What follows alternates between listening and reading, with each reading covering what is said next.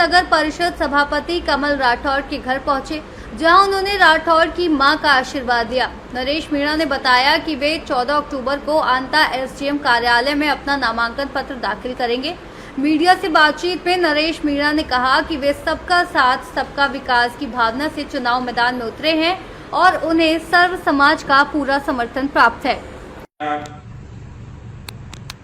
क्या विशेष रहेगा अंता के लिए, क्या आशीर्वाद किन किन का मिल रहा है आपको? देखिए, मैं जो भी 12 में मजबूत लोग हैं उनसे सबसे घर जा जाके मिल रहा हूँ।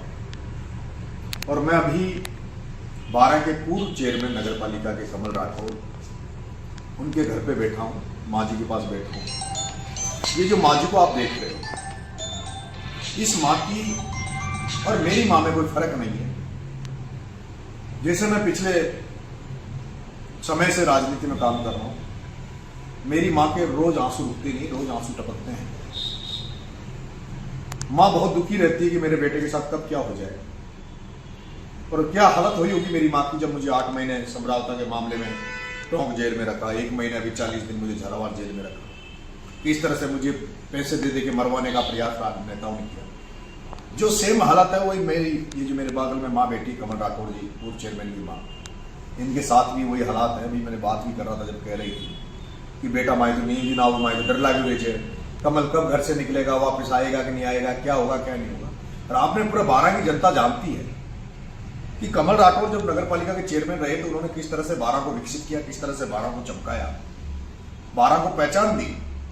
और उसका केवल यही गलती थी कमल राठौर की। जैसे मैं बड़े नेताओं के खिलाफ आवाज उठाता हूँ जिसके कारण बड़े नेता मेरे दुश्मन है, उसी तरह कमल राठौर की एक गलती थी कि उसने 12 को विकास के मार्ग में लेके गए। 12 को बहुत ही सुंदर उन्होंने बनाया, और जो यहाँ के नेताओं को नहीं बचा, उनको लगा कि हम यहाँ के नेता होने के बाद हमने कभी विकास का काम नहीं किया। और एक कमल राठौर नाम का एक लड़का जो पूरे 12 को चमका रहा है, उसकी बोल्ड और शिला पट्टियां लग रही है, और वही यही कारण था कि उसके सारे नेता यहाँ दुश्मन हो गए। जैसे मेरे पे गुजरी वैसी कमल राठौर पे गुजरी, उनको जेल भेजा गया।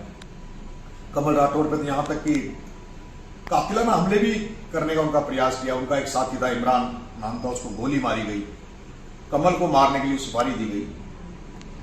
मैं इस माँ की हालत समझ सकता हूँ, ये कैसे रातें गुजारती होंगी, कैसे रहती होंगी, क्या इनकी चिंता है।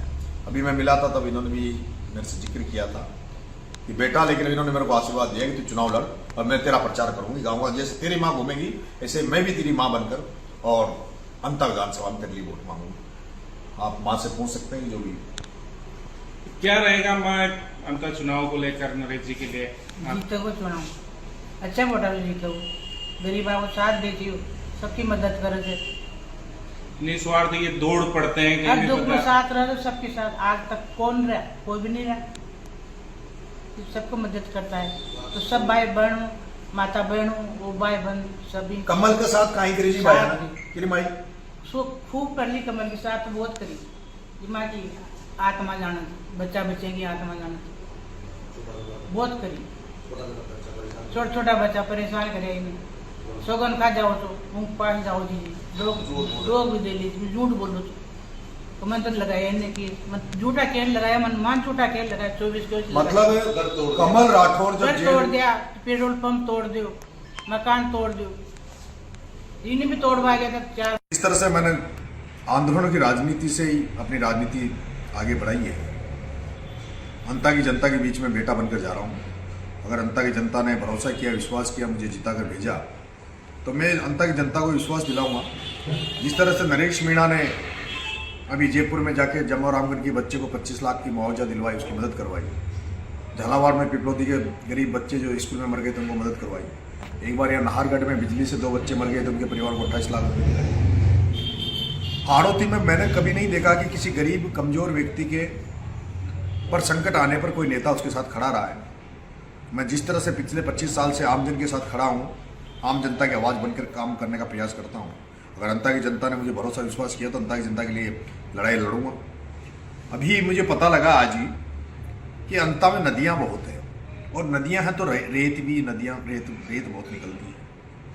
पिछली सरकार में यहाँ प्रमोदजन भाया जब भ्रष्ट मंत्री था, खान मंत्री था, तब भी बजरी माफिया, रेत माफिया बजरी का अवैध धंधा करके लोगों को लूट मार करते थे। आमजन से महंगी कीमत पर आमजन को बजरी मिलती थी। उस समय रेट थी 1500 रुपये। एक टोली एक आम आदमी को अगर रेत लेनी तो 1500 रुपये देने पड़ते थे, लेकिन अभी जब बीजेपी सरकार आई तो लोगों को लगा कि चेंज आएगा, लेकिन बीजेपी सरकार जब से बनी अब उसकी रेट और ज़्यादा बढ़ गई, अब 2000 रुपये रेट हो गई।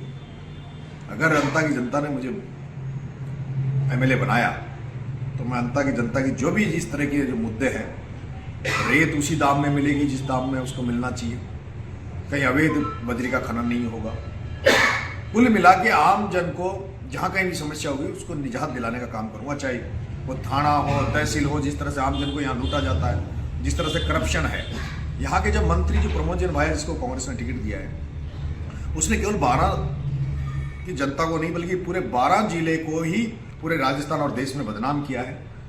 कोने कोने में ये आवाज है कि भाई प्रमोद जैन भाई चोर है, फिर भी उसको टिकट दिया भाई। सर मेरा लास्ट क्वेश्चन है कि कांग्रेस के अंदर जो आपके निर्दलीय टिकट को लेकर निर्दलीय नामांकन पत्र भरने की अपील को लेकर जो एक हलचल है, और वहीं एक जो आपका वीडियो वायरल होता है कार्यकर्ताओं का कि हम मौर्य बुलवा देंगे, तो क्या मौर्य से क्या तात्पर्य? मौर्य से वो डोटासरा जी जब उधर शेखावटी में चुनाव लड़ते थे तो उन्होंने एक गमछे को हाथ में लेके घुमाते थे और कहते थे मैं मौर्य बुला दूंगा सबका, जिससे मोर अपने यहाँ जो बोलता है उस तरह से।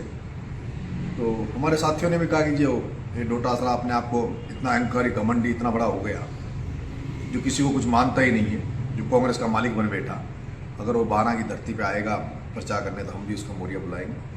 अब ये तो जनता है, जनता की जनता किस तरह से उसका मौर्य बुलाती है।